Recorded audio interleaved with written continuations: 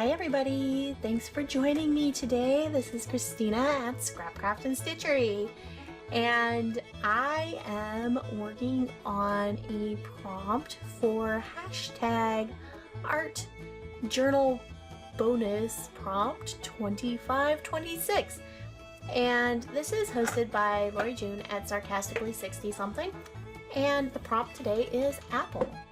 So I am working with some fun foam, which is kind of a kitty art supply, but I have been using this to make some foam stamps, and I have already made a couple of apple-shaped ones you can see up above in the to the right, and one is an apple-shaped which is kind of round and pretty easy. Basically drew a circle with a little divot in the top and a stem, and I wanted a couple of different apple shapes. And the other one is like if you cut an apple in half and you see the seeds in, and you cut it like from top to bottom and then bisect that, you open it up and you've got this star shape. And so I drew an apple seed star shape like that, and I've cut that out, and I'm going to use that towards the end.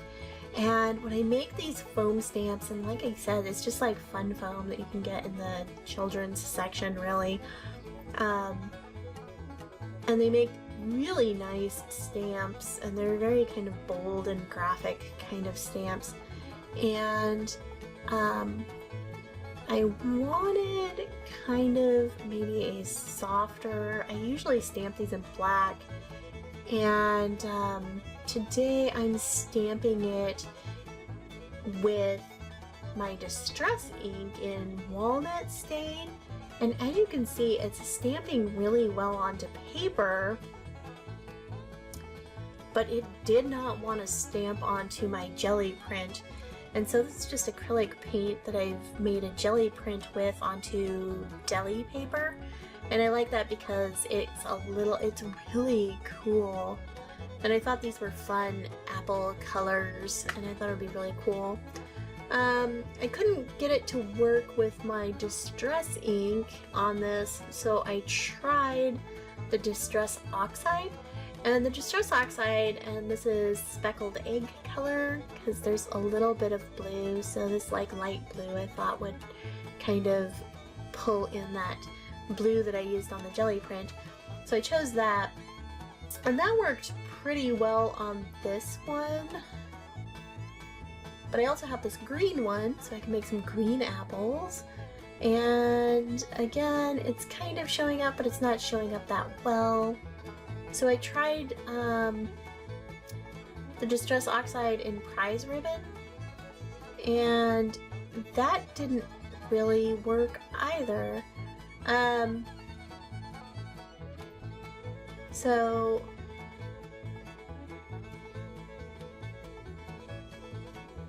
I've tried the walnut stain, which I only have in the Distress ink, and I thought that this would work, and I think that this is what works for me eventually.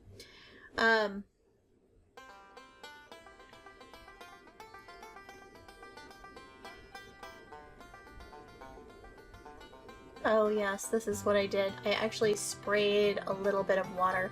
This is kind of, I don't know why this wasn't working. I frequently use these like foam stamps, and I use them with like a black permanent ink. Is what I most often do. That particular apple, I've already drawn a little black cat on it, so there's kind of this little black cat that's hanging out on that apple, which I find very amusing, and kind of a leftover from Halloween. Just kind of fun. So I did get the prize ribbon to work, but that's basically because I had stamped it onto that area down there and then sprayed that with water, and that then stamping out of that pool of like blue worked. now I'm just gonna fussy cut all of these apples out to use on my page. And I do think that I like having these apples on this deli paper that's this jelly print. It just gives it such a great ready-made texture that looks really cool. I did this previously on another index card that I was making before, so it was just a technique that I really kind of wanted to use again. So I was pretty happy to play around with these stamps and my jelly prints. And I pulled these jelly prints out of my stash. I already had made them previously, so I'm using up my stash today. And working with the theme of apples.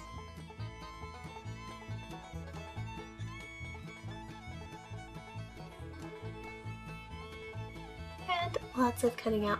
So Lori June lives in Michigan, and I think that was part of the reason she chose apples as the prompt, was because she said in her introduction video that it is apple season, apple harvest season in Michigan. And as I was thinking about this and wanting to work on this, I was thinking about this book that I listened to on audiobook probably earlier this year, and it is Tom Lake by Ann Patchett, because it takes place in Michigan, actually partially on an orchard, on an apple orchard. And it's actually a pretty lovely story. A mother is telling her grown daughters during COVID. They've all come back to the family orchard in Michigan, and the mom's telling her about her life when she was in her early 20s and first out on her own, and how she kind of came to be there. And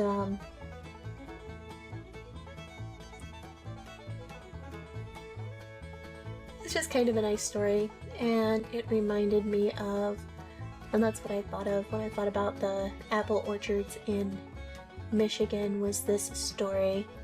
So I am using some gel medium to stick down first some book pages and then my apples, and I'm just kind of placing them wherever I feel like they should go.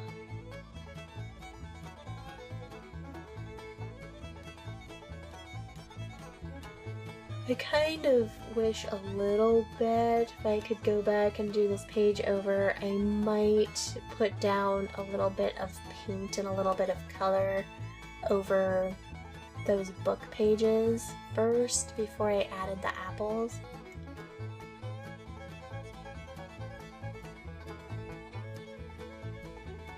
But, you know, it works out just fine.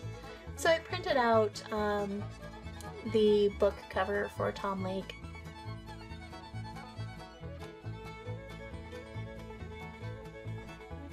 And used it as a focal point for my page, since that's what I was thinking about. And then this page kind of becomes a little bit of a book review.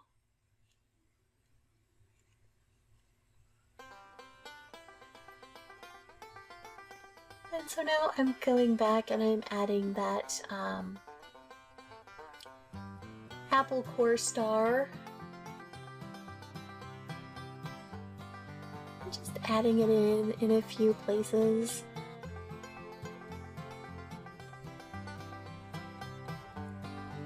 I do really like working with these foam stamps, partially because they're just very forgiving. I'm gonna add a little bit of color, a little bit of shading to this background. And again, if I had added some color to the background, and a little bit more detail to the background before I put everything down, maybe after I had put the book pages down, then I wouldn't have had to have done so much kind of filling in, and probably to make these apples look like they're not just floating around in the air. But it's okay, because I really enjoyed using my new color crayons. So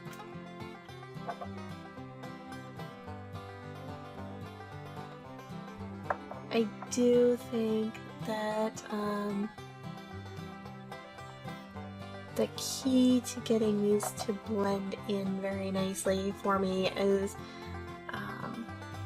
really trying to not add a lot of water and to do it as dry as I can. Seems to make it work a little. I'm a little bit happier with the effect that I get. And it's always kind of a little bit of playing around to get it where I don't have too much water in my brush.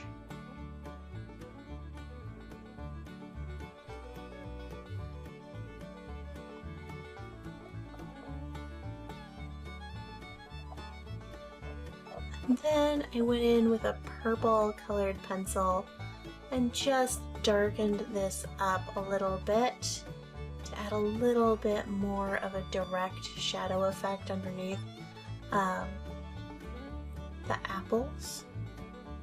Just to get them, I wanted them to pop out a little bit more.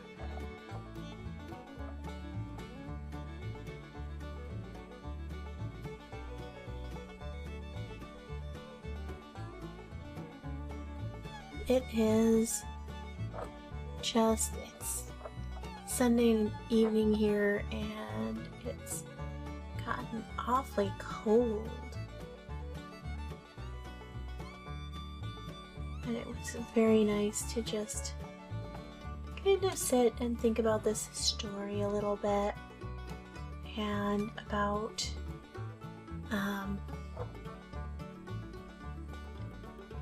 apple orchards in Michigan. And I decided I wanted one more, maybe a little bit bigger apple to kind of balance out that right hand side.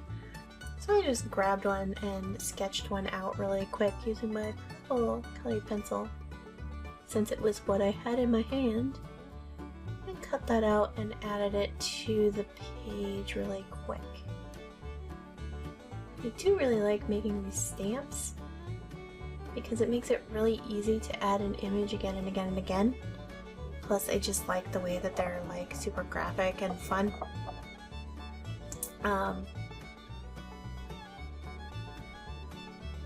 But also, it's really not that hard to kind of just sketch out an apple.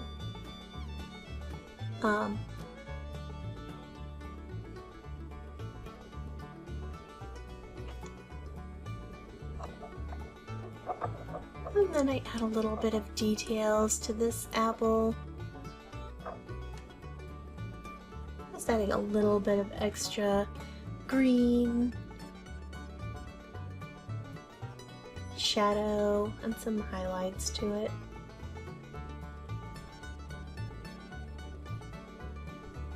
And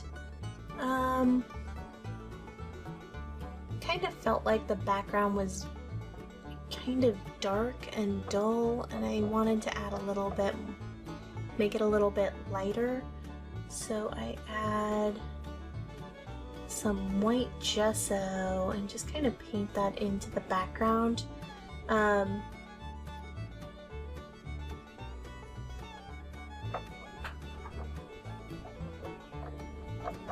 Just again, want to get those apples in the background to kind of stand out.